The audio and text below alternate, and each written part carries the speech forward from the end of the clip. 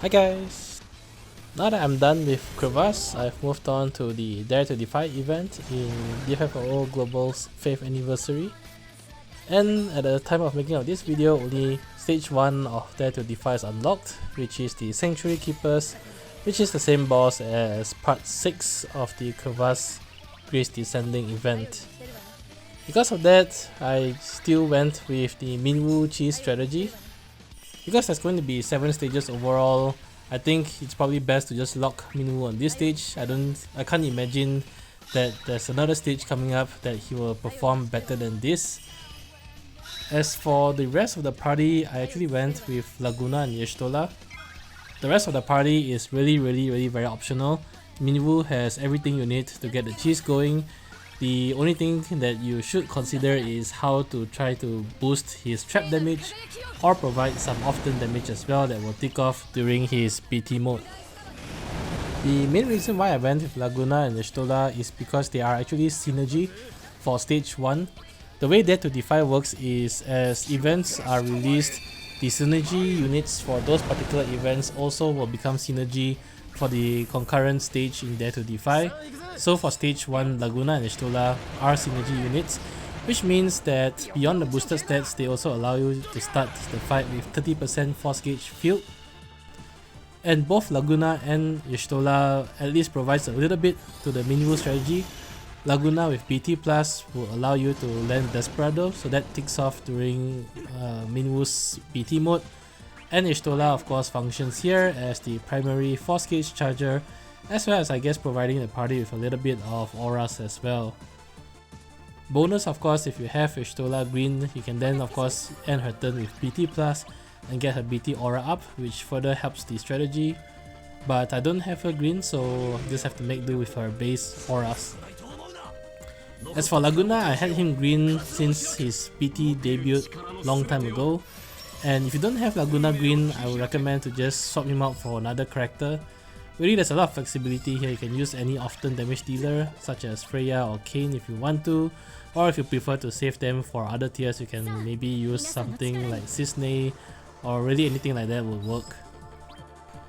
So what I did at the start is to reset until I get a turn order of Yestola, followed by Laguna, followed by Minwu. Yestola carries a Yuna call, mainly to dispel the starting debuffs. If you don't have Yuna call, just use any other call that can dispel or cleanse debuffs. Something like Ceodore LD call or Paine LD call would work as well. And then on Laguna's turn, really all I had him do is use BT Plus, AA, as well as the call ability. And coming to Minwu's turn, now that I'm at 100% force gauge, coming after Yestola's turn, I can then go into force time, BT Plus and BT mode. To be able to fit all of that in, I gave Minwu the Lunafreya LD call, otherwise he wouldn't be able to do BT Plus before going into BT mode.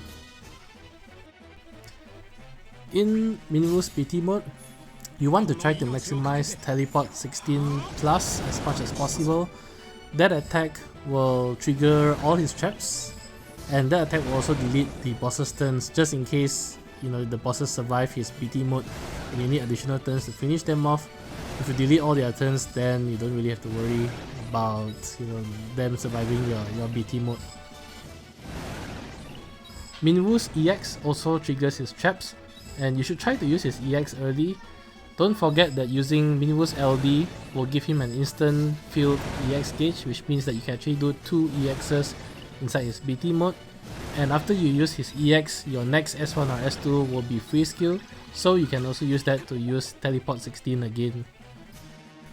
If all things fail and you don't have access to Teleport 16 plus like here, then just use his HP plus attack, because that attack also triggers his traps. The way this cheese works is that you want to hit the thresholds where the boss will use concentrate, and I've just passed through one.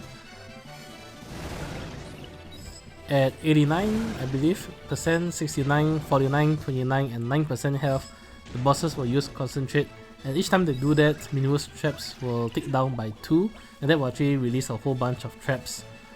So the goal is to get the force percentage high enough that eventually Minwu taking a turn in BT mode, coupled with his traps triggering, will bring the boss to the next HP threshold and will trigger concentrate and will trigger more traps, which will help you to bring him or bring them to the next HP threshold where they will trigger concentrate again.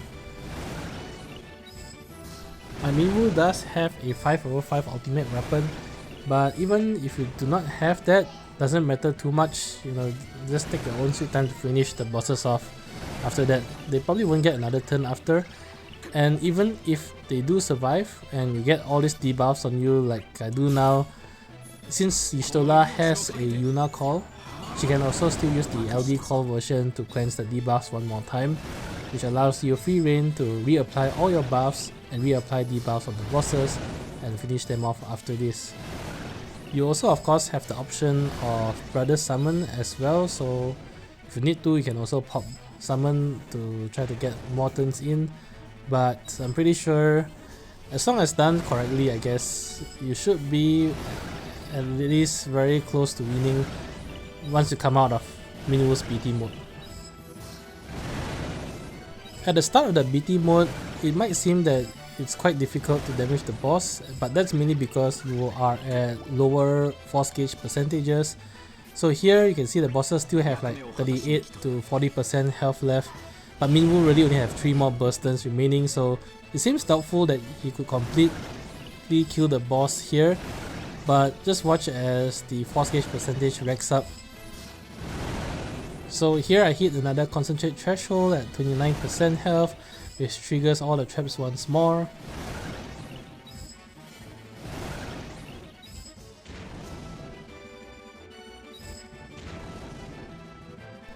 At boss 19% health, the boss will actually trigger Kuraga, unfortunately, which heals them for 20% health. So you still have quite a bit of damage to go through, and once they use Kuraga, the goal is to try to bring them to 9% health. You really only need to bring them to 9% health, not 0, because at 9% health, they will trigger concentrate again, and at that point in time, the traps will be an extremely high force percentage and kill them off.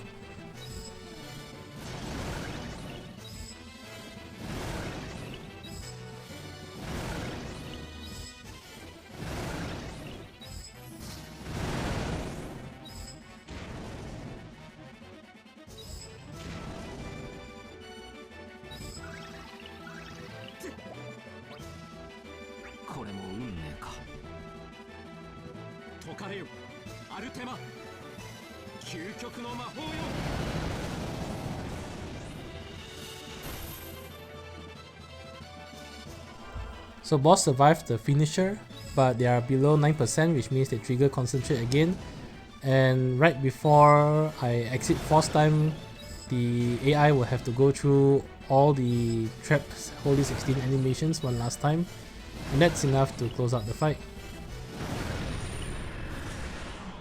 That's it for stage 1 in Dare to Defy. As always, I hope the video has been helpful, and if you enjoyed the content, do leave a like, comment or subscribe. Till then, I'll see you in stage 2 in Dare to Defy. Bye!